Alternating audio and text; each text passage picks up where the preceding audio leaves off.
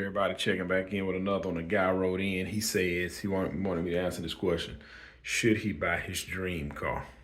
He said he's making 5 figures a year. He's still staying with his parents with no bills. Let me give you 2 scenarios. The whole objective for a vehicle is to get you to point A to point B. Some want to get there in style.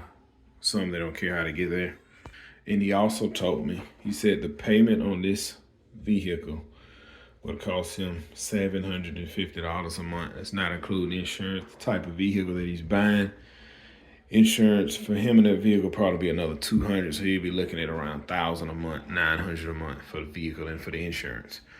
That won't be his only vehicle. He has another vehicle. He's still staying with his parents. It'll be kind of like a weekend vehicle.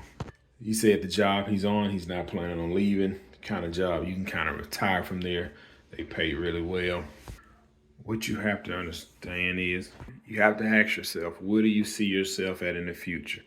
Like, what is your future plans? I know you said this job, you plan on staying there, you plan on not going anywhere. As you get older, your mindset changes on a lot of things. Yeah, you can afford the $900 payment. You can afford the $700 payment and $200 insurance would be $900. You can afford it, but the majority of your income would be in this vehicle. Again, the whole objective for a vehicle is to get you from point A to point B. And I'm gonna show you something. You could take a guy who's making twice as what you're making. He can buy that same vehicle. He can afford to pay a mortgage, invest in his retirement, and invest in other things. People always say you will never be 22 again, 25 again, 27 again. If I can go back, I was 19 and I bought a $30-something thousand truck. If I can go back, and that payment was $565 a month. If I could go back, I wouldn't have bought that truck. I'd have went ahead and just bought me a home. But like I say, as you get older, your mindset changes. The home I'm in, my plan was to go work offshore or work out of town. It wasn't to start a business. So now I'm trying to run a business out of my house with nowhere to park equipment. See how things changes? It don't matter what I say. You have to do what's best for you.